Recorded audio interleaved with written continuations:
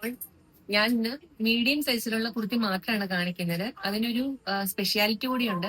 ഏതെടുത്താലും 480 രൂപ, 480 ആണ്.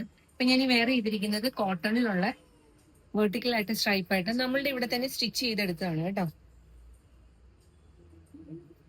ഇത് ഇനി ഇതിന്റെ ഒരു കളർ വരുന്നത് നേവി ബ്ലൂവില് ഇതുപോലെ വൈറ്റ് ത്രെഡ് പ്രിന്റ് അല്ല, ഇത് ത്രെഡ് ആണ്. ഇങ്ങനെ വരും, ബാക്ക് ഇങ്ങനെ തന്നെ. പിന്നെ ഇപ്പൊ ഞാൻ ഇട്ടിരിക്കുന്ന ഗ്രീനിന് 3/4 സ്ലീവ് ഉണ്ട്. അതുപോലെ നമ്മുടെ എൽബോയുടെ മുകളിൽ ഇവിടെ വരെ നിൽക്കുന്ന സ്ലീവ് ഉള്ളതുണ്ട്. സെയിം ക്ലോത്ത് തന്നെ, എല്ലാം സെയിം തന്നെ. സ്ലീവ് മാത്രം ലെങ്ത് കുറച്ച് വ്യത്യാസമുള്ളത്. അടുത്തത് കോട്ടണിലുള്ള ഈ ഒരു പാറ്റേൺ ആണ്. ഇങ്ങനെ ഒരു ത്രെഡ് പോയിട്ടുണ്ട്, അത് വെർട്ടിക്കൽ ആയിട്ട് തന്നെ പ്ലെയിൻ കളർ, ഒരു മെഹന്തി, ഒരു ഗോൾഡൻ മെഹന്തി കളറാണ്. ഇനി അതിന് 2 കളർ ചേഞ്ച് ആണ് ഉള്ളത്. ഇതെല്ലാം മീഡിയം സൈസേ ഉള്ളൂ കേട്ടോ എൻ്റെ കയ്യില്. അതിന്റെ ഉള്ളത് ഒന്ന് മെറൂൺ വരുന്നുണ്ട്.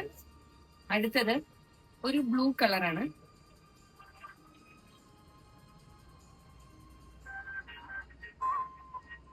ഇങ്ങനെ വരും, ഫ്രണ്ടും ബാക്കും ഒക്കെ.